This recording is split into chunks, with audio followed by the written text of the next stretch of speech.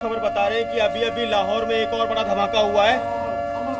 बहुत बड़ी खबर आ रही है। लाहौर में एक और ब्लास्ट हुआ। इस वक्त की बहुत बड़ी खबर आ रही है। लाहौर में एक और ब्लास्ट हुआ है। तो पाकिस्तान का लाहौर, अलग अलग शहर जो दहल रहे हैं, एक बार फिर से लाहौर दहल गया है। अब से थोड़ी देर पहले पाकिस्तान की सेना ने स्वीकार किया था कि 9 शहरों में धमाके हुए हैं और अब एक बार फिर से लाहौर दहल गया है। और लाहौर जो कि पाकिस्तान का सबसे पुराना शहर, सबसे प्रमुख शहरों में से एक, कारोबारी लिहाज से बहुत बड़ा शहर है और वहां पर एक बार फिर से ब्लास्ट हुआ है। इस वक्त ये बहुत बड़ी खबर आ रही है। लाहौर में एक और धमाके की, बिल्कुल यहां पर पाकिस्तान दहलता हुआ, लाहौर, कराची, रावलपिंडी सब के सब इस वक्त धमाके से दहलते हुए। वॉल्टन इलाका फिर से दहल गया है। और यहां आपको बता दें, डीएचए के जिन इलाकों में ब्लास्ट हो रहा है उसका फुल फॉर्म है डिफेंस हाउसिंग अथॉरिटी, यानी कि वो डिफेंस का इलाका है और वहां पर ब्लास्ट हो रहे हैं। और पाकिस्तान की वो सेना जो कि भारत को धमकी दे रही थी, वो अपने इलाकों को नहीं बचा पा रही है। को इसी इलाके में रख दिया और डीएचए में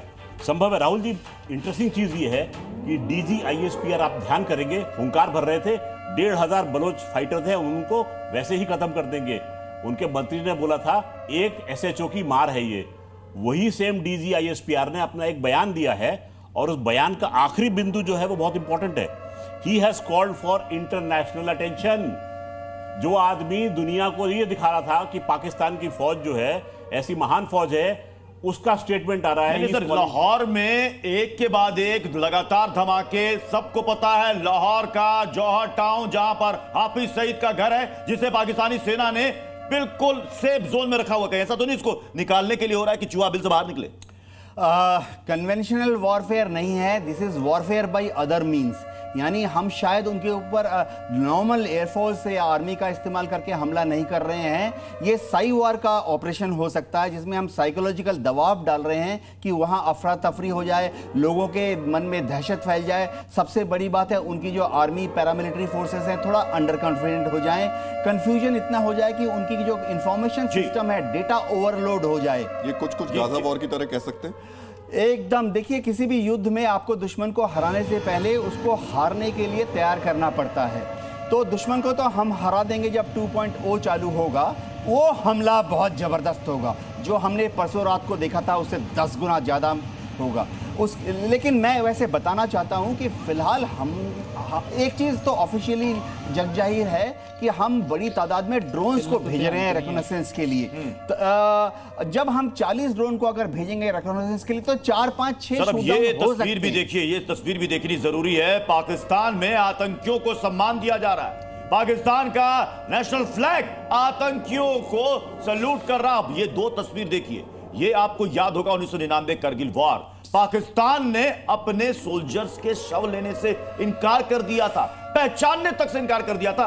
इस पर पाकिस्तानी सोल्जर्स पर पाकिस्तानी फ्लैग हमारी सेना ने दिया, सोल्जर्स के सम्मान के तहत। और ये 2025 में देखिए, सैल्यूट मारती पाकिस्तान की पुलिस, सैल्यूट मारती पाकिस्तान की फौज। किसे सैल्यूट मार रही है? अपने सोल्जर को नहीं, ब्रिगेडियर को नहीं, किसी बड़े नेता को नहीं, आतंकी को सैल्यूट कर रही है। यह है फर्क पाकिस्तान। आतंकी को झंडे में लपेट रही है, झंडे में लपेट रही है। और यही वजह है कि इनके झंडे को हमने स्टूडियो में फाड़ा था। हाँ, इनके झंडे को इसलिए स्टूडियो में फाड़ा था क्योंकि जो झंडा आतंकवादियों को लपेटा जाए उसकी स्थिति, उसकी दुर्गति यही होनी चाहिए। देखिए, मैं पाकिस्तान को बोलना चाहता हूं कि एक बढ़िया शानदार झंडा इसी तरह से हाफिज सईद के लिए भी तैयार कर लीजिए। बहुत जल्दी उसको भी ये सम्मान मिलने वाला है। उसको सम्मान देने लायक कोई बचेगा? देखिए, एक और जो मेरा आकलन है कि हमारे पास पुख्ता जानकारियां, इंटेलिजेंस हैं कि ये लोग कहां छुपे हैं, और वो सब सैन्य इलाकों में जाके छुपे हुए थे। और हमारे प्रधानमंत्री ने बोला था जो जो इस आतंकवाद के पीछे गुर्गे हैं, एक एक को नष्ट किया जाएगा। मतलब ये तस्वीर, ये 2 तस्वीर सर पाकिस्तान की धज्जियां उड़ाने के लिए काफी है। ये एनएलआई शब्द भी इन तस्वीरों के सामने शर्मसार हो जाए। ये पाकिस्तान का जो डबल स्टैंडर्ड है वो खुलकर लोगों के सामने आ रहा है और डंके की चोट पर हम इसे एक्सपोज कर रहे हैं। मुझे लग रहा है एक बार फिर से चंदन, एक बार दर्शकों को फिर से बता दीजिए अभी तक कहां कहां ब्लास्ट हुए हैं, लाहौर की क्या स्थिति है, रावलपिंडी की क्या स्थिति है, एक बार फिर से पूरी चीजें बता दीजिए।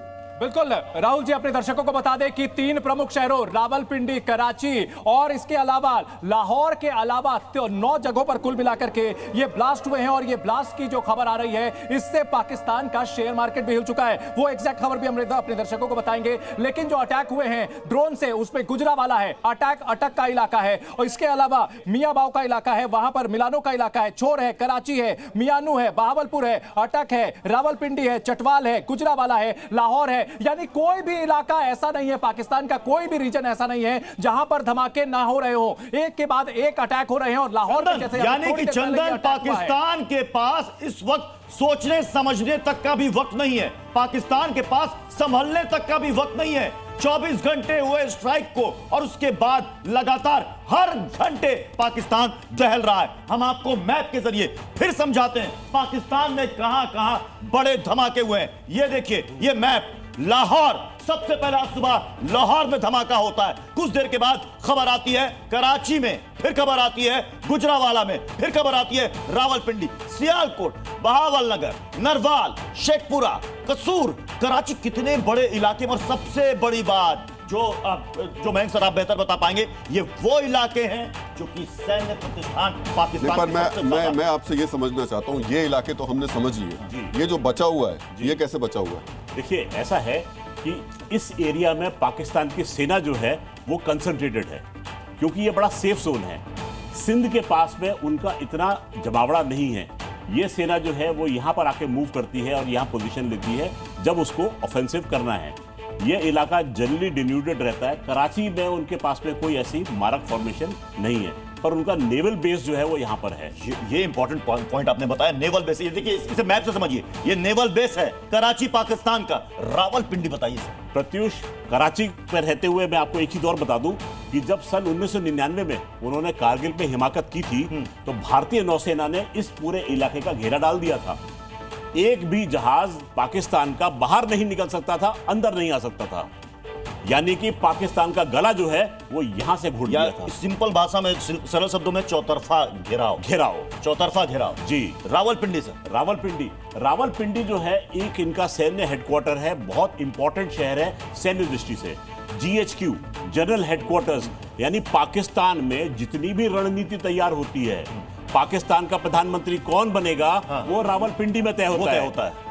इमरान वो दहल रहा है, वो दहल रहा है। ये तो हम आपको मैप के जरिए हमने आपको दिखाया, अब तस्वीरों के जरिए भी आपको दिखाते हैं पाकिस्तान के किन किन शहरों में धमाका हुआ, कैसे वहां पर लोग दहल। और मुझे लगता है इसके साथ साथ एक बार फिर से जरा किरण रिजिजू की एक बार बाइट फिर से सुनवाइए और बताइए सरकार कैसे कह रही है कि ये ऑपरेशन लगातार जारी है।